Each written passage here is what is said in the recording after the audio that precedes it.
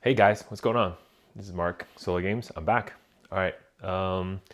Today it's the weekend, so we got some time. So let's take some time. We'll sit down. We'll grab a drink, and we will talk about a little about Magic history. So one of the things I think that's really important for a lot of players that may not know the history to really understand. So we've had a lot of conversations about reserve list, reprinting, the 30th anniversary, these kind of things.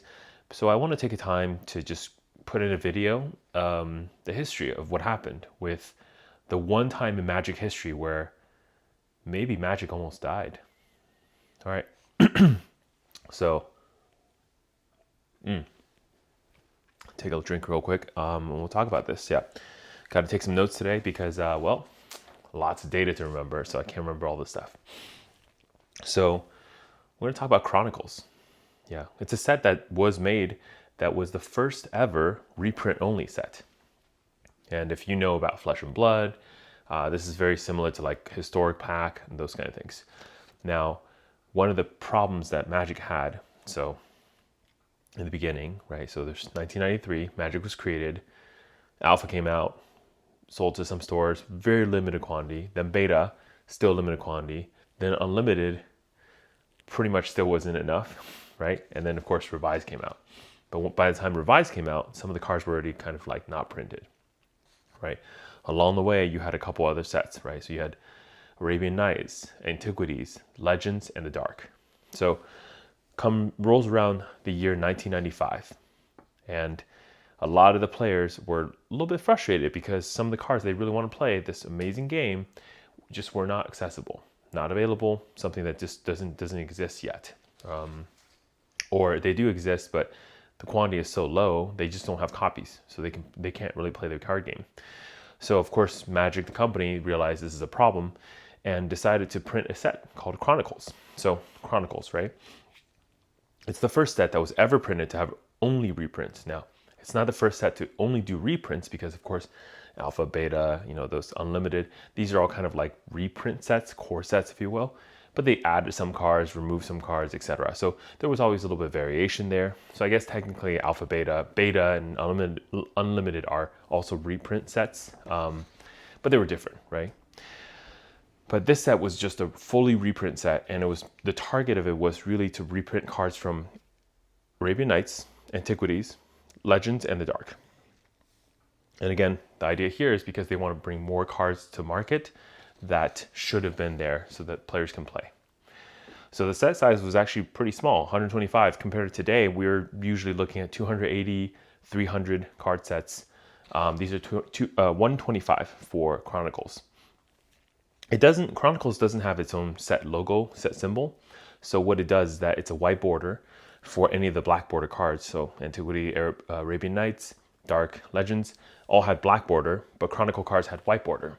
And so with the white border, what they did is basically they kept the set symbol there and they put a white border around the card. So it looks like the same card, but it has a white border. And this has caused a lot of confusion whenever I buy collections.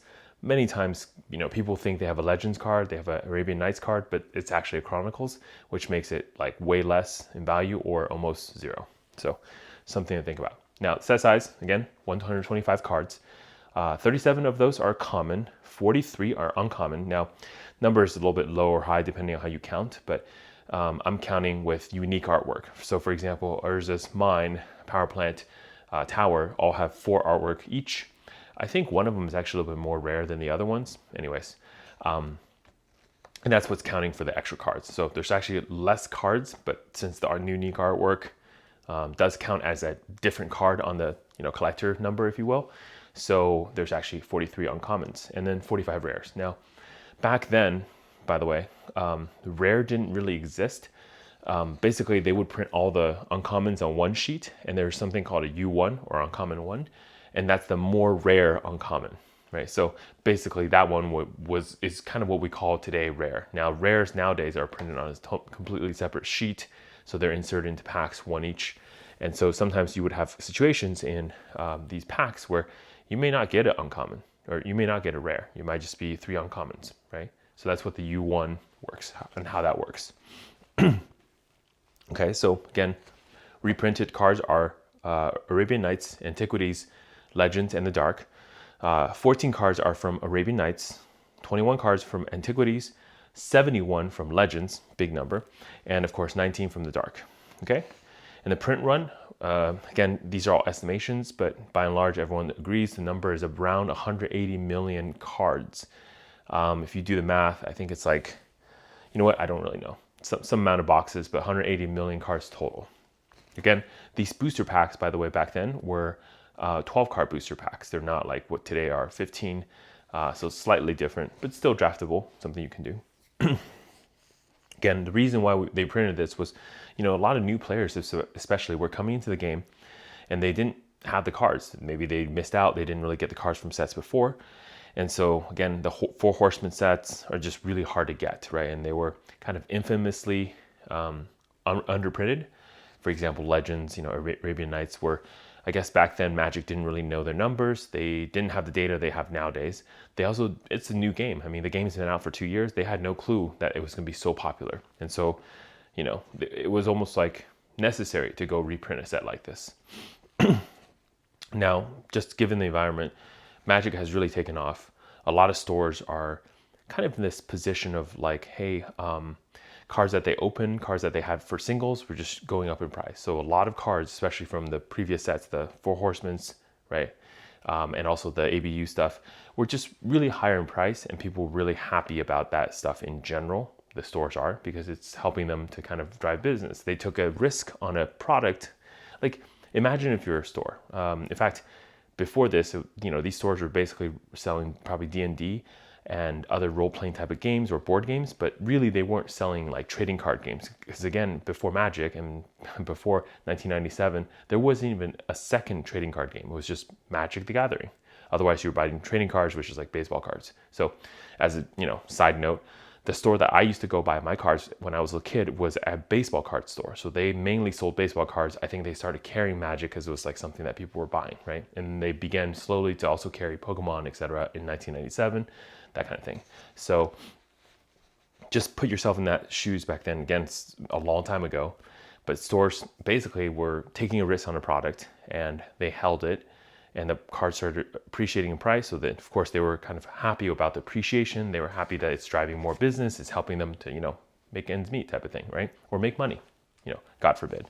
So by the way, just for those that don't know, the 12 card configuration of the boosters back then were basically 9 commons and 3 uncommon. There was, again, no rare slot. So there's something called a U1, uncommon 1. They're a little bit more rare uncommons. So you had a possibility that you didn't get a rare, per booster pack. That's something that could happen. Cool. Again, only 2 print sheets, common print sheet and uncommon print sheet was what they did back then. Okay. General reception is this when this Chronicles rolled out. The stores really didn't like the set because basically it causes LGS to lose a lot of money. Remember, the LGS, as they start seeing that the prices are rising, the lucky ones who had the product before realize, hey, I can open the product, get the singles out, and then sell those cards onto the market for players who need to play, right?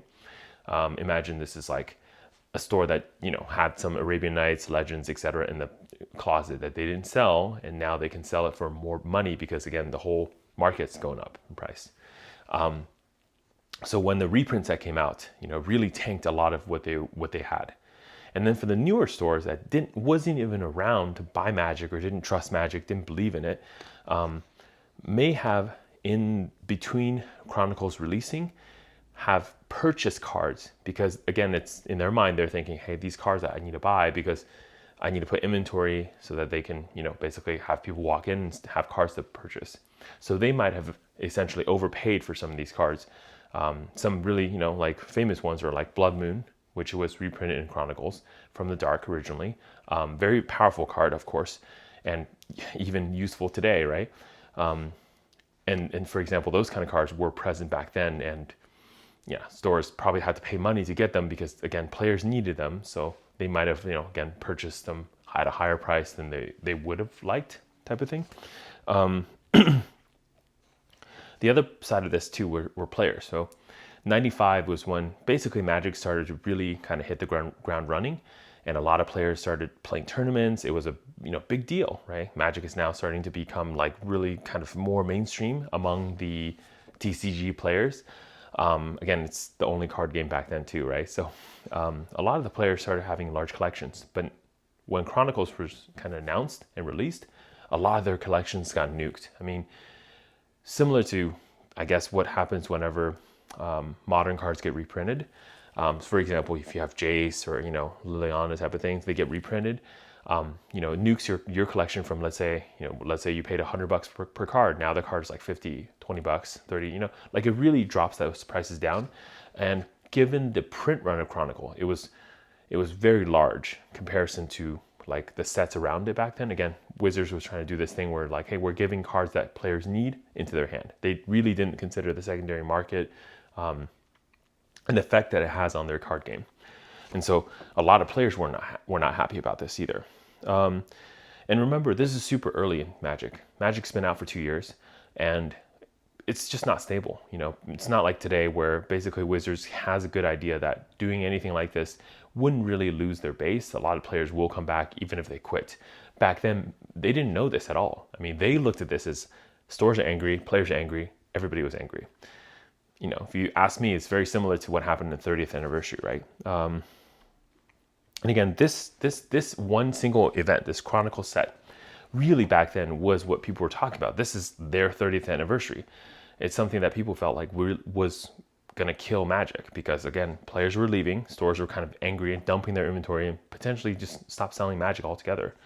Again, because the feel bad was that a lot of players might have spent a good chunk of money buying the cards they needed to build decks, and then suddenly to have this, on the tail end to go through and say, hey, your deck that you spent, let's say, $2,000 on, or $1,000 or $500 even back then, like different money scales back then too, right? So let's say somebody spent $200, which again, back then, 95 is a lot of money. Now they felt like, hey, their $200 deck is worth maybe like $20, $10. To have a 90% hit on their the cost of their deck is a huge problem, a huge deal. So that got a lot of players angry, it got a lot of stores angry, right? Again, remember, Magic Gathering was a trading card game. It's a collectible. So there was still this sense of like, hey, because while they didn't have a trading card game, they had trading cards, and people understood how like baseball cards kind of worked. So there was this underlying like almost assumption or promise that they felt like, hey, their cards are supposed to be worth some value, after opening them, playing with them, etc. too. So again, having that big hit to the value of their decks, and having basically, players, even if they didn't care about the cards, feeling like, hey, I paid $20 last week for this card, and now it's like, I don't know, $1.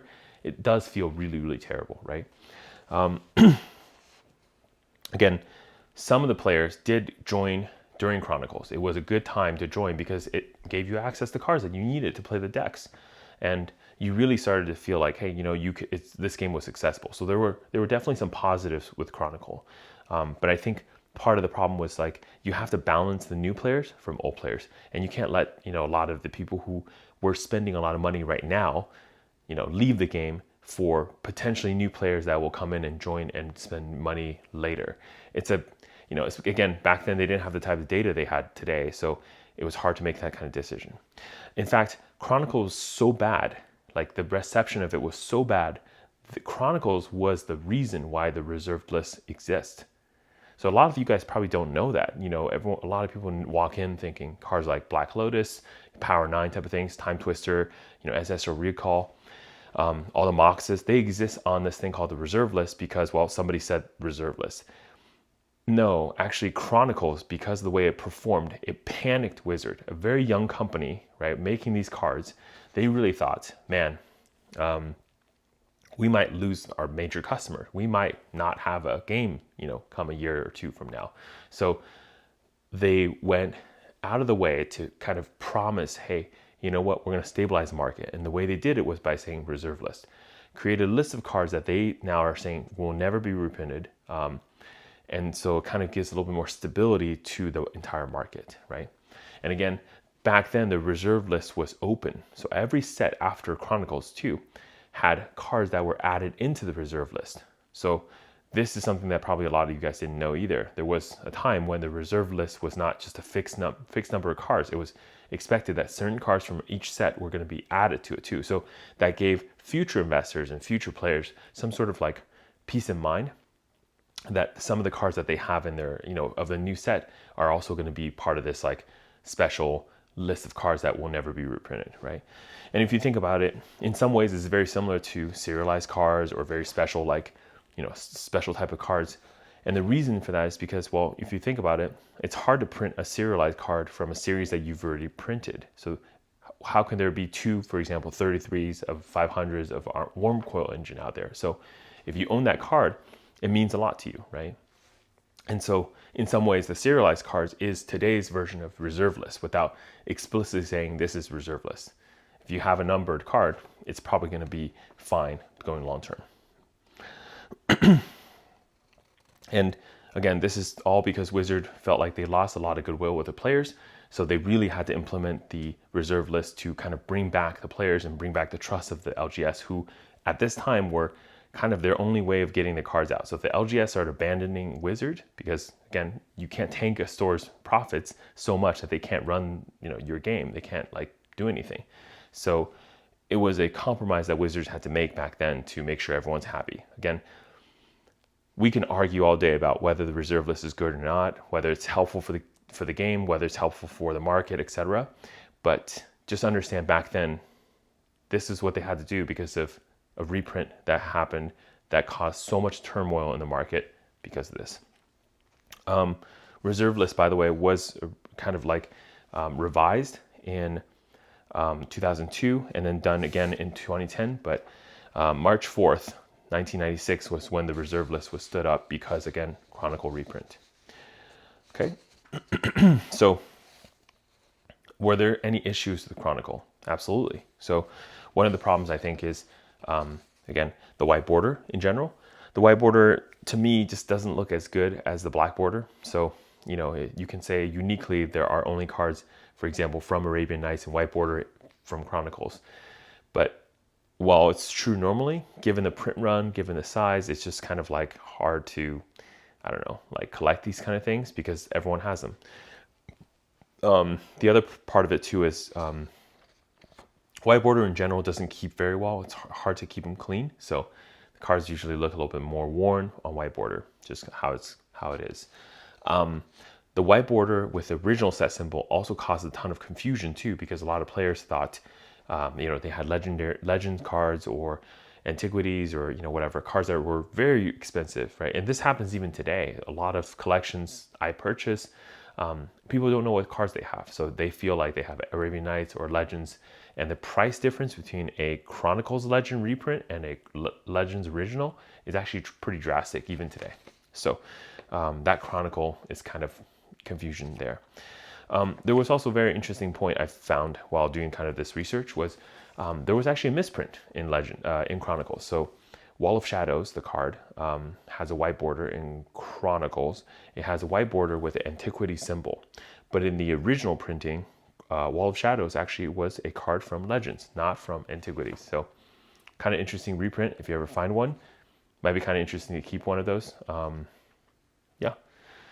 So I think in conclusion, today's video is more just catching everyone up on the story. In fact, I didn't really know the story until I did some research and figure out what happened back then. And I just find it interesting. I don't really know what to say about it more than that. And I think, this video is not really about my opinions. I just want to tell everyone and catch everyone up on the history of a reprint set that really potentially almost killed Wizards. And also the reason for why the reserve list was created in the first place. Yeah, so I'll leave it there. It's Mark Solar Games. I hope you enjoyed that. And yeah, if there's more history lessons we can teach, I'll be happy to tell you about it. See you later.